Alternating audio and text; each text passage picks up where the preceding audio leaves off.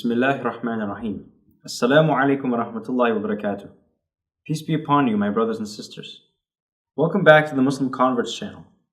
This lesson will be an overview of one of the primary fallacies concerning God. The fallacy in question is the objectification of God. Objectifying God means seeing God as a limited and contingent being, akin to any other object in the universe existing within time, space, and matter. Although this conception of God was always present throughout history, even among Muslims, it was categorically rejected by the Prophet Muhammad and his al-Bayt alayhim as-salatu was-salam. This is because it went against the real nature of God. Our intention, however, is not to put all theists into one basket, but to point out an incorrect understanding of theism. We will then observe how modern atheists have adopted this common but erroneous understanding of God and made it the grounds of rejecting his wholesale existence.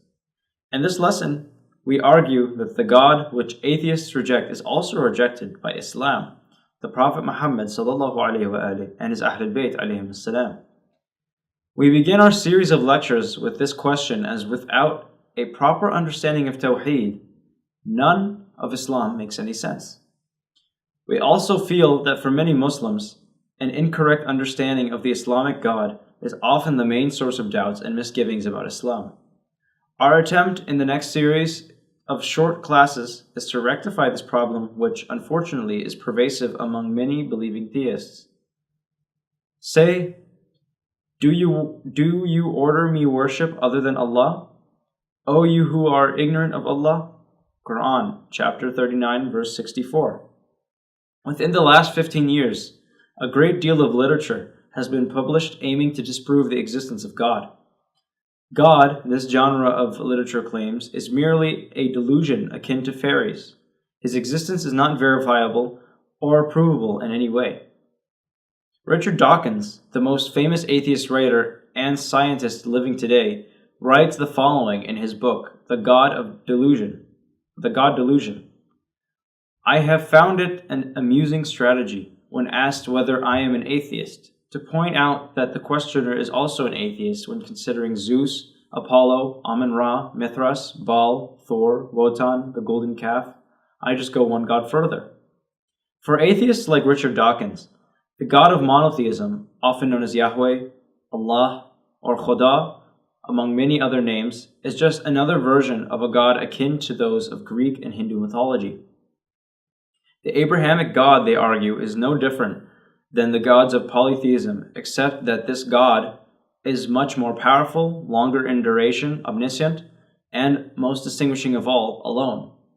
Damon Linker summarizes the atheist's argument in the following way. Without exception, our clamorous and combative atheists treat God as if he were the biggest, most powerful object or thing, or perhaps alongside the universe. Then they use the findings of science to show that there is no evidence for such an immensely powerful object or thing, and ipso facto, there is no God. When we talk about the objectification of God, we mean that God, like the smaller gods of polytheism and mythology, is conceived as an object among other objects in existence. In other words, God is a being among other beings, either within the universe or alongside it. If God is an object or being treading somewhere in or beyond the universe, then this begs the question of where is this God? Has anyone seen him? Where in the world is he exactly? Can he be detected? Can his existence be concluded via the scientific method? Atheists answer that this God cannot be detected, or cannot be observed or detected in any way, meaning that like Zeus or Krishna, there is no reason to believe that he exists. Some theists will reply that this God is like a spirit, which is why he cannot be seen or detected. Atheists, however, retort that such a claim in no way helps the case for God's existence, for all it implies is that by virtue of being undetectable, there will never be evidence for his existence. As atheists like Dawkins conclude, a rational person only believes in the existence of things which there is evidence for. Only a deluded and nonsensible person believes in things without such evidence.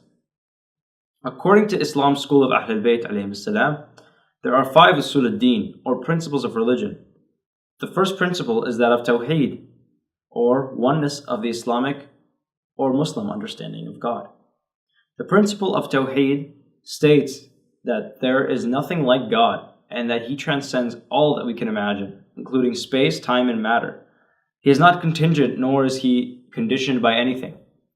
He is not an object among other objects, nor is He a being among other beings like the gods of Greek and Hindu mythology. The Quran rejects the existence of such gods. They worship besides Allah that which can neither cause them harm or bring them any kind of benefit. And they say, these are our intercessors with Allah. Say, will you inform Allah about something He does not know in the heavens or on the earth? Immaculate is He, and He is exalted above having any associates which they ascribe to Him. Quran chapter 10 verse 18.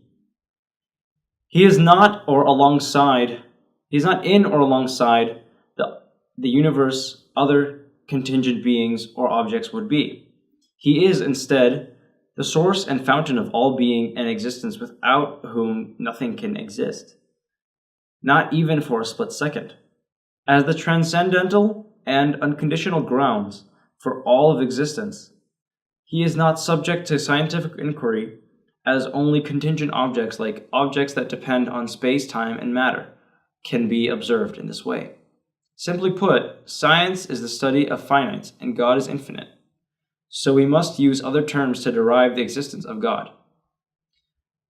The evidence for God, according to the school of Ahl-Bayt alayhim salam, is found in logic and in the experience of the human spiritual heart. This will be covered in more detail in the next series of lectures. Until next time, thank you for watching. Assalamu alaikum wa rahmatullahi wa barakatuh.